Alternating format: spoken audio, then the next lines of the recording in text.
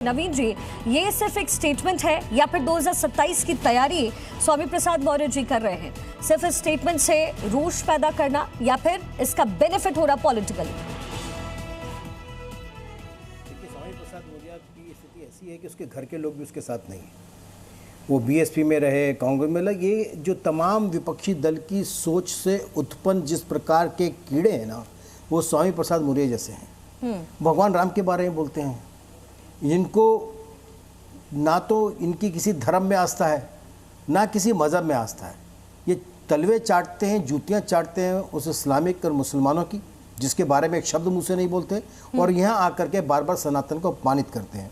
स्वामी प्रसाद मौर्य या फिर इसकी सोच के इसके समर्थक जितने भी लोग हैं, वो सब के सब लोग जो हैं एक ही सोच के हैं, वो सनातन विरोधी। उनको लगता है कि इसी से उनकी राजनीति की दिशा निकल सकती है। हकीकत ये है कि शिखा जी, उनके साथ आज के समय में कोई भी व्यक्ति नहीं है। मैं जो तमाम विपक्ष के लोगों से भी कहता हूँ कि यहाँ बैठे हुए हैं, क्या वो स्वामी प्रसाद मौर्य की बात से सहमत हैं? अगर वो सहमत हैं तो ठीक, अगर वो असहमत है तो उसके खिलाफ तुरंत कार्रवाई करने के लिए शिकायत दें। वो भी आए निकल करके सामने कि जो भगवान श्री राम का अपमान कर रहे हैं वो लोग यहाँ पर हैं, या फिर चंदे की आड़ में उनको बदनाम करने की साजिश करने के लिए किसी ने घटना हुई, उस घटना के कारण भगवान राम को अपमानित कर देंगे। ये कैसे हो सकता है जी? और तमाम विपक्षी लोग उसको इसलिए संजीवनी दे देंगे, इसलिए उसका समर्थन करेंगे क्योंकि उनको लगता है कि इससे उनका वोट में खराब ना हो।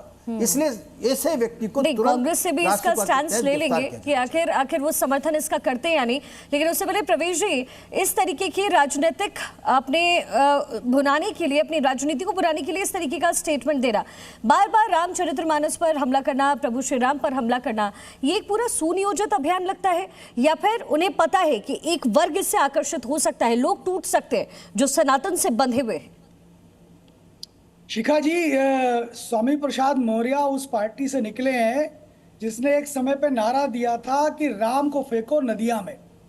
तो जब राम को फेंको नदिया का नारा लगा करके ये इतने बड़े हुए हैं, तो क्या इनके मुंह से निकलेगा? वो कहते हैं कि ना कि सियारे के मुंह से तो हुआ हुआ निकरत है। हमारे यहाँ अवध में कहावत है ना, तो अवध क्षेत्र से ही आते हैं, तो सियारे के मुंह से हुआ हुआ निकली, उसके अलावा क्या निकल सकता है? तो मेरा कहना यह है कि इस पर तो इनको सरकार ने तुरंत संज्ञान लेना चाहिए और इनको उठा करके इस बार जेल में बंद कर देना चाहिए, क्योंकि ये हमारी अस्मिता का प्रश्न है। राम जो है वो हमारी सांस्कृतिक विरासत की अस्मिता है, उसके प्रतीक है, हमारा गौरव है। क्यों?